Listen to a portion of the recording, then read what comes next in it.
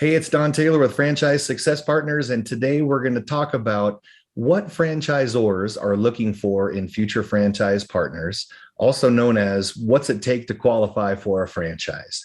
And right off the bat, what they're looking for are great people, people that will represent the brand well in their respective communities and territories, and people that will ultimately be the brand ambassador. And so I'll just tell you, at the core of every franchise system is a large group of great people. And so that's number one on everybody's list.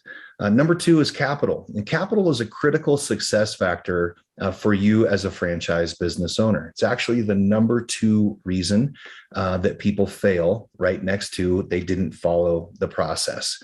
So having the proper amount of capital is really important.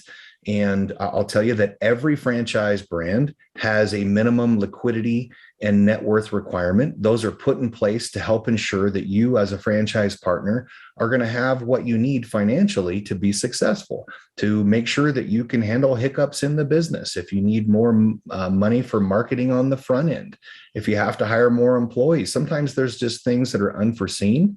But again, we want to avoid failure at all costs and make sure that you have plenty of money to do your project the right way. We'll cover that in our consultation. We will use that to build a great budget for you and ensure that we're looking at businesses that you can afford to do the right way. Number three is personality. Personality is important, and it's contagious. But not everybody's got to be super outgoing and bubbly to be a successful franchise owner.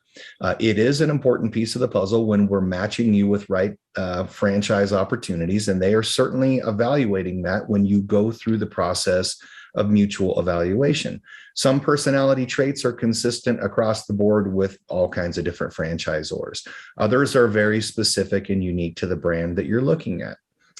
Skills. Skills is also really important. They want to know, can you lead? Can you lead a team? Can you be a leader in your community? Are you skilled and comfortable in selling?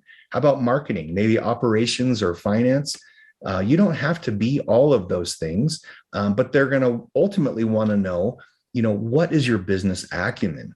Do you have the ability to understand the business model and execute it? That is what's going to lead to your success. If you're a great salesperson and not strong in finance, that's okay. We can hire those pieces around us on our team because ultimately we become the CEOs of our business. But your skill set is really important in the matching process for you and for them. And the last one is experience. And this is probably different than you're thinking it might be.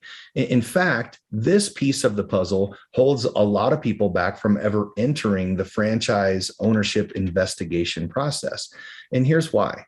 There's a myth that, like when we are employees, and being a business owner is very different. If I'm an employee of a company, well, and I'm a medical salesperson or I work in the dental world, whatever it is, that I'm going to need to have good experience doing that job and a proven track record of being successful because I'm in there grinding, doing that every day. It's very opposite in franchising.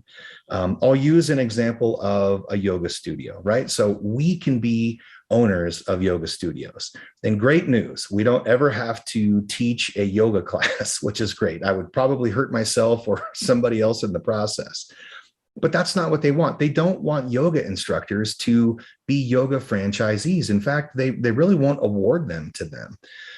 What they want are folks like us that can build and grow and scale a business. And instead of confining that business to what an owner operator or an instructor in this example might be able to do on their own, they want us to handle all of the business aspects of it and tap into those skills that we talked about earlier. We can hire a great general manager to run the day-to-day operations if that's not the role that we take on. But then we go find fantastic yoga instructors to take great care of our customers. And so that's why we are a better fit to own a yoga studio in this example than like a yogi would, than someone who's a great instructor. There's just a lot more growth and opportunity with folks like us behind the wheel. I hope this is helpful for you. If you are interested in learning more about franchise business ownership, reach out. I'd love to hear your story and help you figure out if franchising is right for you.